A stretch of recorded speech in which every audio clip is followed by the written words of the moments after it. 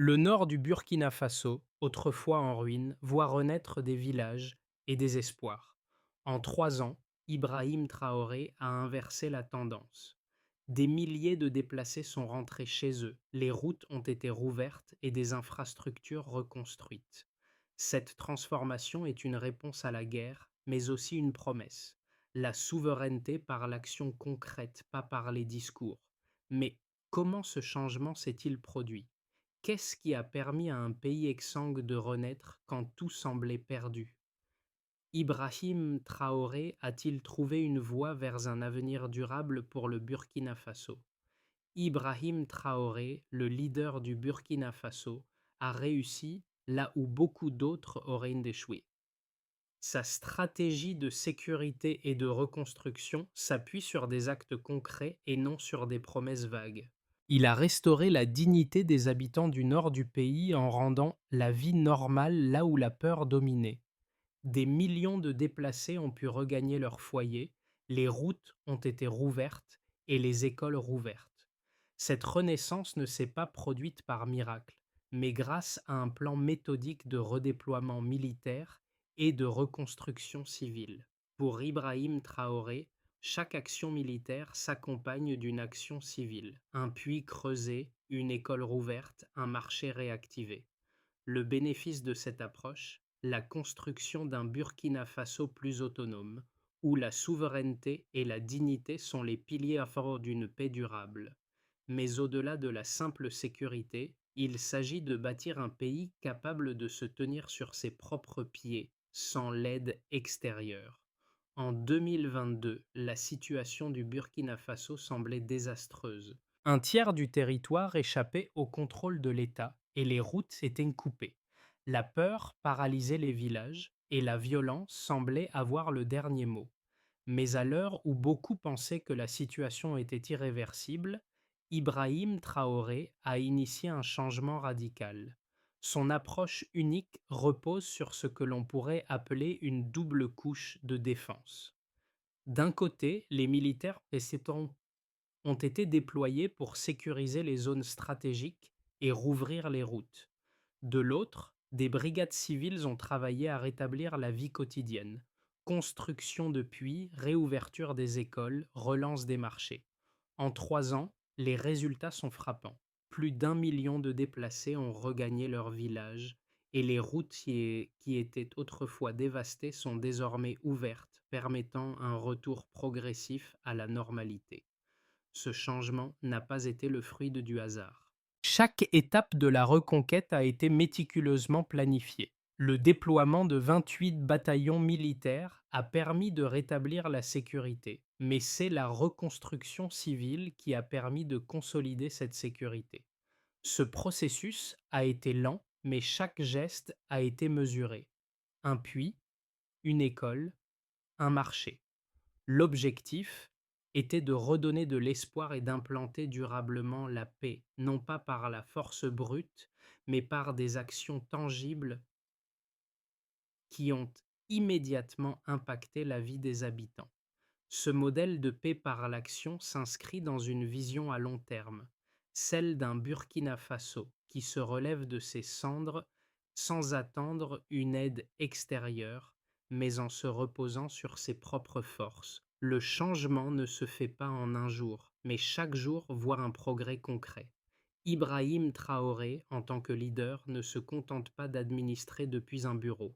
Il est sur le terrain, à l'avant-garde de la transformation. Sa présence dans les villages du nord du Burkina Faso est un élément clé de la stratégie de reconstruction. En serrant la main des enseignants à Wahigouya, en discutant avec les maires à propos de la sécurité des trajets vers l'eau et en encourageant les jeunes à relancer les marchés, il incarne l'union entre l'État et la population. Ces gestes sont simples, mais ils portent un message puissant. La souveraineté ne peut être imposée depuis les capitales, elle doit être vécue dans les villages. Les premiers résultats sont déjà visibles. Les écoles, autrefois fermées, ont rouvert leurs portes et accueillent de nouveau les enfants. Les marchés, qui étaient autrefois des lieux désertés, sont désormais animés par les commerçants locaux. Les familles qui avaient été déplacées retournent dans leur foyer et la vie quotidienne reprend là où la violence avait laissé un vide. Ces actions concrètes ont un impact immédiat sur les habitants. La peur est remplacée par l'espoir, la paralysie par l'action. Ibrahim Traoré a compris que la reconstruction ne se limite pas à réparer des infrastructures. C'est avant tout une question de rétablir la confiance, de redonner aux habitants le sentiment qu'ils peuvent à nouveau contrôler leur avenir. Ce changement est un processus qui va au-delà des chiffres. Il s'agit de redonner aux Burkinabés leur dignité et de reconstruire des liens sociaux solides ancrés dans le quotidien des gens.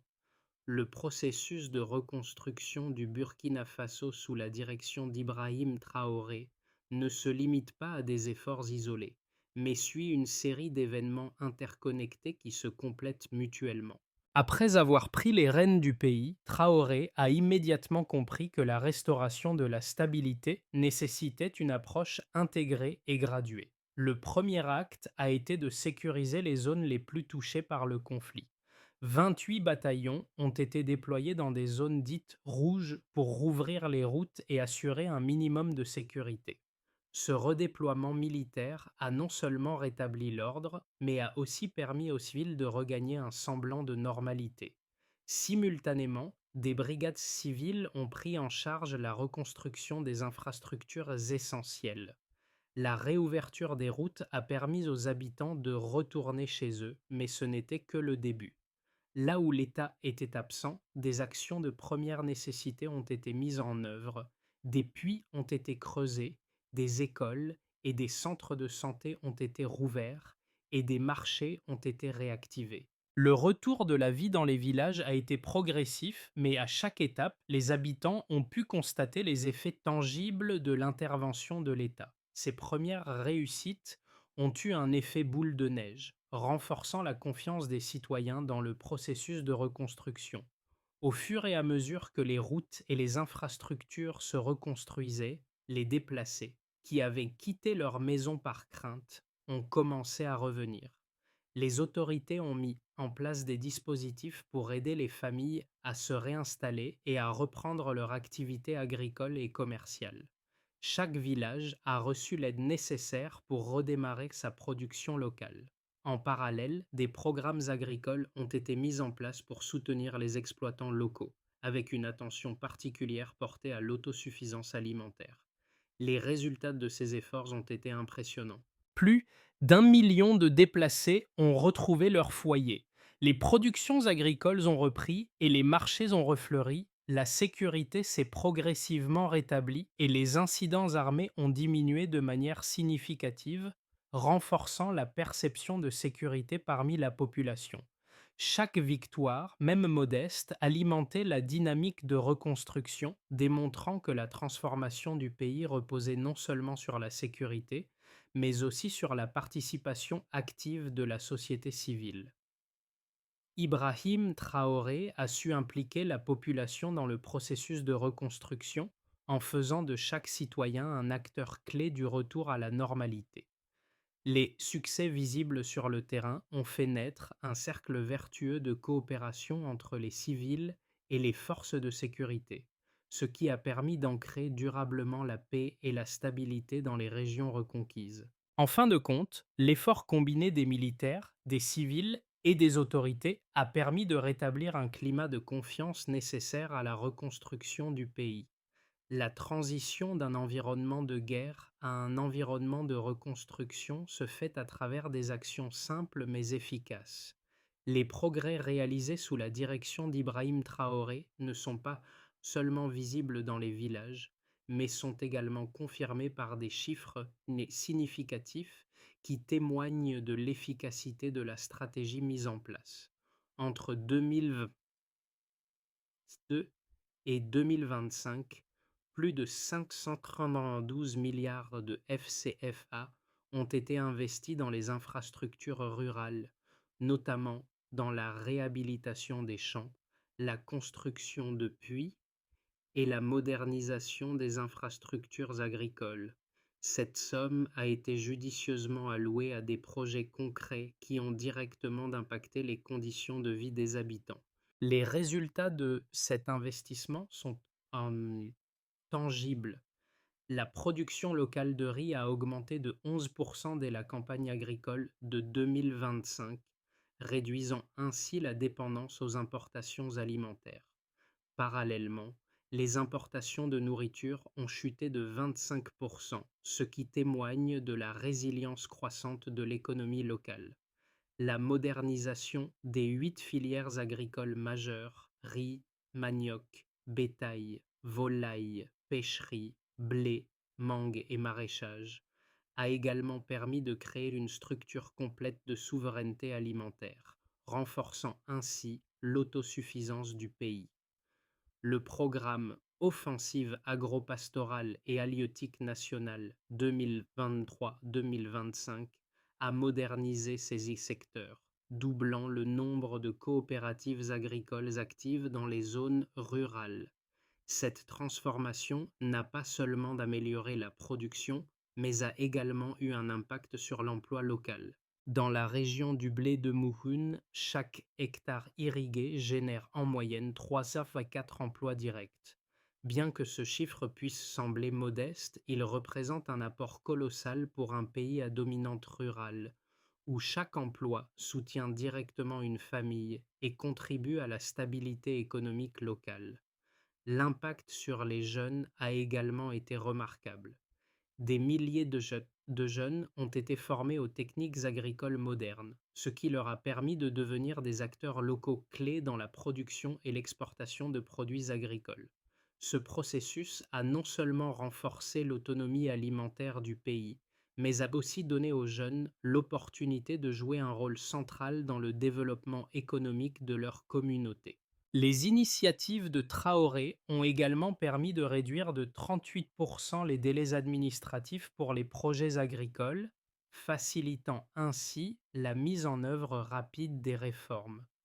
Cette efficacité administrative a contribué à la rapidité de la reconstruction, tout en consolidant la confiance entre l'État et les citoyens.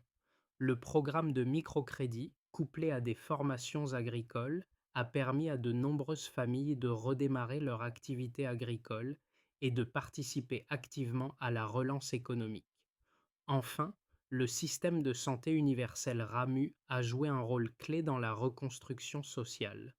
En garantissant un accès aux soins essentiels pour toute la population, ce programme a renforcé la stabilité sociale et la cohésion, en particulier dans les zones rurales, qui étaient auparavant délaissées par les services publics. Les résultats quantitatifs ne sont pas simplement des indicateurs économiques. Ils sont le reflet d'une stratégie cohérente et mesurée, où chaque chiffre est lié à une action concrète et à un objectif spécifique de développement. Dans le contexte de la transformation du Burkina Faso sous Ibrahim Traoré, deux visions s'affrontent. La première critique, largement véhiculée par des observateurs occidentaux, estime que la politique de Traoré conduit à l'isolement du pays et à un ralentissement de l'ouverture économique régionale. Certains accusent la politique de repli et souligne les risques de populisme, argumentant que l'autosuffisance alimentaire et la centralisation du pouvoir limiteraient les échanges commerciaux et la coopération internationale. Ces critiques pointent aussi la forte concentration du pouvoir entre les mains du gouvernement et la crainte que cette approche ne freine les réformes démocratiques à long terme. Cependant, la réalité sur le terrain vécue par les Burkinabés présente une image différente. La souveraineté alimentaire, l'autonomie énergétique et la reconstruction des services publics ne sont pas seulement des concepts abstraits. Ce sont des preuves tangibles de la capacité du pays à se relever sans dépendance extérieure. Le retour de plus d'1 million de déplacés, la réouverture des écoles et la relance des marchés illustrent une transformation profonde, fondée sur des actions concrètes. Les Burkinabés eux-mêmes voient dans cette reconstruction une démonstration de résilience et de dignité retrouvée loin des discours politiques. Un agriculteur de la région d'Abé résume cette vision. Quand nous cultivons le riz qui nourrit nos enfants, Ce n'est pas de la politique, c'est la liberté. Il est essentiel de comprendre que la stratégie de Traoré repose sur un équilibre subtil entre sécurité et participation civile. La politique d'autosuffisance alimentaire ne se limite pas à une fermeture des frontières, mais vise à renforcer la production locale et à réduire les dépendances externes. Cette approche a permis non seulement d'assurer la stabilité intérieure, mais aussi de donner aux Burkinabés un sentiment de contrôle sur leur propre avenir. Les deux visions ne sont pas incompatibles. Reconnaître les risques d'isolement tout en mettant en évidence les résultats tangible de la reconstruction permet une lecture nuancée de la situation. Le modèle de Traoré, qui mêle stratégie militaire et engagement civil, démontre que la souveraineté peut être construite à travers des actes quotidiens de reconstruction, loin des conflits idéologiques. Ce modèle repose sur la participation active de la société civile qui devient le moteur de la stabilité et de la croissance. Traoré a su éviter les pièges d'une centralisation trop rigide, en donnant à chaque acteur local un rôle dans la reconstruction de leur pays. Il a prouvé qu'une politique de souveraineté peut se bâtir non pas sur des slogans politiques, mais sur des actions concrètes qui touchent directement les vies des gens. C'est dans cette dualité que réside la force de la méthode. À mi-parcours de la transformation du Burkina Faso, une vérité fondamentale émerge. La reconstruction du pays n'est pas simplement une question d'infrastructure, mais de restauration de la confiance. La réalité sur le terrain témoigne d'un retour à la vie quotidienne, là où la guerre avait laissé des cicatrices profondes. Ce n'est pas seulement la réouverture des routes ou des écoles qui fait la différence, mais la manière dont chaque geste, chaque action de reconstruction redonne de l'espoir aux habitants. Ibrahim Traoré, par sa présence constante et son implication personnelle, a transformé chaque village qu'il a visité en un symbole vivant de la souveraineté retrouvée. Ces actions ont mis en évidence la capacité du Burkina Faso à se reconstruire de l'intérieur, sans dépendance extérieure. Chaque école rouverte, chaque marché revitalisé, chaque puits creusé est un acte de résilience. Ce retournement ne repose pas sur un miracle, mais sur une méthode claire: sécuriser, stabiliser, puis reconstruire. Ce processus lent et mesuré porte ses fruits car il repose sur des actes concrets, loin des discours politiques. Le pays se relève à son propre rythme en se basant sur les forces locales et l'engagement de ses citoyens. Les résultats des actions menées par Ibrahim Traoré sont concrets et visibles, et ils ont des implications profondes pour le Burkina Faso à plusieurs niveaux. Dans les régions rurales où la guerre avait laissé des cicatrices profondes, la vie reprend progressivement. Les déplacés ont regagné leur foyer et les villages autrefois désertés sont à nouveau habités. Les routes qui étaient coupées se sont maintenant rétablies, facilitant les échanges et les déplacements des habitants. Cette réouverture des corridors humanitaires a permis une circulation fluide des biens et des personnes, et les marchés locaux ont commencé à fleurir autour des points d'eau. Mais les effets ne se limitent pas à l'infrastructure. Les initiatives agricoles ont porté leurs fruits. La production de riz, par exemple, a augmenté de 11% dès 2025, un chiffre impressionnant pour un pays autrefois dépendant des importations alimentaires. Parallèlement, la baisse de 25% des importations alimentaires montre que le pays devient plus autonome sur le plan alimentaire, réduisant ainsi sa dépendance aux importations extérieures et renforçant sa souveraineté économique. Ces réussites sont également visibles dans la création d'emplois dans les zones rurales où chaque hectare irrigué génère en moyenne 3 à 4 emplois directs. La stabilité retrouvée dans ces régions a également permis une meilleure gestion des ressources naturelles et un renforcement de l'autosuffisance. Le programme de microcrédit et la formation des jeunes aux techniques agricoles modernes ont également contribué à la croissance de l'économie locale. Ces jeunes, formés pour devenir des acteurs clés de l'agriculture, ont repris en main la production locale, garantissant ainsi un avenir plus prometteur pour les générations futures. L'impact social a été tout aussi significatif. Le retour de la vie dans les villages a entraîné un retour à l'école pour des milliers d'enfants qui étaient auparavant privés d'éducation à cause de l'insécurité. En réouvrant les écoles et en garantissant un accès aux soins de santé de base, Ibrahim Traoré a permis de reconstruire le tissu social du pays. La population a commencé à reprendre confiance dans les institutions, voyant qu'elles agissent pour améliorer leur quotidien et pas seulement dans un cadre de gestion de crise. Les chiffres témoignent de ce renouveau. En 3 ans, plus de 1 million de déplacés ont regagné leur foyer, les importations ont chuté et la production locale a connu une augmentation significative. Ces résultats mesurables sont la preuve que la transformation du Burkina Faso sous la conduite d'Ibrahim Traoré n'est pas un phénomène passager, mais un processus durable qui repose sur des actions concrètes et des résultats tangibles. À l'horizon des 6 à 12 prochains mois, plusieurs trajectoires sont envisageables pour le Burkina Faso selon l'évolution des dynamiques internes et régionales. Ces scénarios se distinguent par leurs impacts sur la stabilité politique, l'économie et la sécurité du pays. Le premier scénario, la trajectoire de consolidation, repose sur une poursuite des réformes actuelles. La croissance agricole resterait stable, avec une prévision de 5% de croissance annuelle, tout en maintenant la sécurité dans les zones reconquises. Les efforts de formation continus des jeunes agriculteurs et la mise en place de programmes agricoles durables devraient permettre de maintenir l'autosuffisance alimentaire tout en réduisant progressivement la dépendance aux importations. Dans ce cadre, le Burkina Faso continuerait d'étendre sa présence sur les marchés internationaux, notamment pour ses produits agricoles transformés, comme le riz, la mangue et le bétail.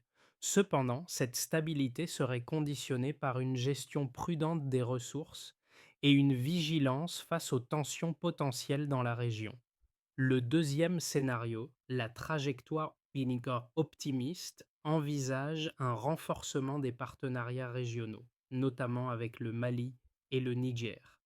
Si la situation politique et sécuritaire en Afrique de l'Ouest reste stable, le Burkina Faso pourrait devenir un modèle de résilience et d'autosuffisance dans le Sahel. Le pays pourrait se positionner comme une plaque tournante pour les échanges alimentaires dans la région, en particulier Zerajlis, si les investissements dans les infrastructures agricoles se poursuivent et si les initiatives de développement durable s'intensifient. En parallèle, la ville expérimentale de Trial City pourrait devenir un prototype pour d'autres écovilles sahéliennes avec une forte concentration sur l'autosuffisance et l'utilisation des ressources locales. Ce scénario ambitieux serait porté par un soutien accru des partenaires africains et une coopération renforcée dans la région du Sahel, mais il nécessiterait une stabilité politique et une coopération internationale bienveillante. Le troisième scénario, la trajectoire défavorable, prend en compte les risques extérieurs, notamment une sécheresse prolongée, une instabilité politique régionale ou une fatigue économique. Dans ce cas, les réformes agricoles pourraient être freinées par une hausse des prix des intrants comme les carburants et les engrais, ce qui aurait un impact direct sur la production locale. Les tensions sociales et la baisse de la confiance publique pourraient également ralentir la dynamique de reconstruction, en particulier si les attentes des populations ne sont pas pleinement satisfaites. Toutefois, même dans ce scénario, le réseau de coopératives et les initiatives locales continueraient de jouer un rôle clé pour maintenir une forme de résilience dans les zones rurales, et les efforts pour sécuriser les routes et renforcer la gestion des ressources continueront à porter leurs fruits, même à un rythme plus lent. Dans tous ces scénarios, La clé reste la gestion intelligente des ressources, l'engagement constant des acteurs locaux et la coopération régionale. Ibrahim Traoré a clairement exprimé sa volonté de préparer le pays à ces évolutions, en mettant en place des mesures préventives et en encourageant une participation active de chaque citoyen dans le processus de reconstruction. La transformation du Burkina Faso sous la direction d'Ibrahim Traoré a des implications profondes non seulement pour le pays, mais aussi pour les observateurs du monde entier. Pour les citoyens africains, l'exemple du Burkina Faso offre un modèle de résilience, une preuve que même les pays les plus dévastés peuvent renaître par leurs propres efforts. Les jeunes générations, souvent déçues par des promesses non tenues, voient dans cette reconstruction une source d'inspiration. En voyant leur pays se relever sans une aide extérieure massive, ils réalisent que la dignité peut se reconstruire à travers l'effort collectif. Pour les entrepreneurs et acteurs locaux, les opportunités se multiplient. La réouverture des marchés et la modernisation des secteurs agricoles ouvrent de nouvelles avenues pour les entreprises locales. Les coopératives agricoles, par exemple, ont vu leur nombre augmenter de plus de 40% en raison des investissements dans l'agriculture et de la réduction des importations alimentaires. Ce phénomène a permis à de petites entreprises rurales de redémarrer, créant un cercle vertueux d'emploi et de production locale. Ces entreprises représentent le moteur de l'économie locale, créant de la valeur ajoutée et des emplois durables.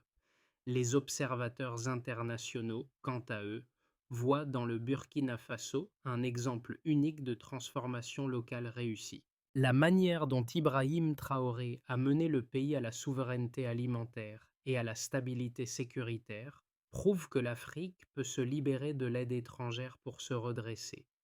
Les résultats mesurables, augmentation de la production, baisse des importations et réinstallation des déplacés, redéfinissent la manière dont le monde perçoit la résilience d'un État fragilisé. Le Burkina Faso devient ainsi un modèle pour les autres nations en crise et sa réussite invite chaque citoyen, acteur économique ou observateur à se poser la question: comment contribuer à un changement durable dans ma propre communauté? La reconstruction du Burkina Faso sous la direction d'Ibrahim Traoré repose sur un plan structuré en plusieurs étapes visant à garantir la durabilité du processus de transformation. Le premier pilier de cette reconstruction est l'identification des besoins. Le registre social unifié joue un rôle crucial en recensant chaque foyer et en catégorisant les besoins spécifiques des populations. Cela permet de suivre l'évolution de la situation, d'ajuster les actions et de s'assurer qu'aucune famille ne soit laissée pour compte. Ce registre est mis à jour trimestriellement, ce qui garantit que les réponses sont adaptées aux besoins réels des communautés. Le deuxième pilier est le soutien aux ménages vulnérables. Le programme PMPV fournit aux ménages les ressources nécessaires pour relancer leurs activités économiques. Ce soutien ne se limite pas à de l'aide humanitaire, mais inclut des outils concrets pour permettre aux bénéficiaires de redémarrer leur production, que ce soit dans l'agriculture, l'élevage ou le commerce local. Chaque famille soutenue devient un acteur actif de la relance économique du pays. Le troisième pilier est la protection sociale. Le système de santé universel RAMU, qui garantit l'accès aux soins de santé essentiels, comme la vaccination, la maternité et les médicaments vitaux, assure un filet de sécurité pour les citoyens. Ce programme vise à renforcer la confiance des populations envers l'État et à garantir que la reconstruction se fasse dans un cadre de solidarité et de sécurité collective. Ces trois piliers sont interconnectés et fonctionnent comme un écosystème circulaire de résilience. Les données collectées par le registre social unifié sont utilisées pour ajuster les politiques en fonction de l'évolution des besoins. Le suivi régulier permet d'évaluer les progrès réalisés et d'anticiper les ajustements nécessaires. En combinant action locale, soutien social et protection des plus vulnérables, Ibrahim Traoré met en place un modèle de souveraineté durable où chaque citoyen participe à la reconstruction de son pays. La transformation du Burkina Faso sous la conduite d'Ibrahim Traoré n'est pas simplement un succès politique ou économique, mais une véritable renaissance sociale. Chaque action, aussi modeste soit-elle, porte en elle un symbole puissant de résilience et de dignité retrouvée. Les habitants du nord du pays, qui avaient été contraints à l'exil, sont revenus chez eux, reconstruisant non seulement leur maison, mais aussi leur avenir. Le retour de la vie dans les villages n'est pas seulement matériel, il est profondément symbolique. Le bétail qui revient dans les pâturages, les enfants qui retournent à l'école, les marchés qui s'animent à nouveau sont autant de témoignages de l'espoir qui renaît. Les gestes quotidiens de reconstruction, qu'il s'agisse de creuser un puits ou de rouvrir une école, ont redonné aux Burkinabés un sentiment d'appartenance et de contrôle sur leur destin. Ce n'est pas simplement la sécurité qui a été restaurée, mais aussi la confiance et la cohésion sociale. Ibrahim Traoré a montré que la paix ne se mesure pas seulement en termes de sécurité, mais aussi en termes de prospérité partagée et de participation active de tous les citoyens. À travers ces actions simples mais puissantes, le Burkina Faso démontre au monde que la souveraineté se construit non dans les discours, mais dans les gestes quotidiens de reconstruction et de solidarité. Le parcours du Burkina Faso sous Ibrahim Traoré invite chacun d'entre nous à réfléchir à notre propre rôle dans le processus de changement. Ce modèle de souveraineté et de reconstruction offre des leçons puissantes pour les communautés partout dans le monde. La transformation commence avec des gestes simples, des actions concrètes et un engagement collectif. Nous avons vu comment un pays meurtri par la guerre peut renaître grâce à l'implication de ses citoyens et à un leadership axé sur des solutions pratiques et mesurables. Alors, comment pouvons-nous, à notre échelle, contribuer à des changements durables dans nos propres communautés? Chaque action compte, qu'il s'agisse de soutenir une initiative locale, de participer à la reconstruction sociale ou de promouvoir l'autonomie économique dans nos régions. Ibrahim Traoré a prouvé que le changement est possible quand chaque individu prend part à l'effort collectif. Rejoignez-nous dans cette réflexion. Comment votre engagement, aussi petit soit-il, peut-il participer à la transformation de votre communauté? Partagez vos idées et vos expériences, et ensemble, continuons à bâtir un avenir durable pour tous.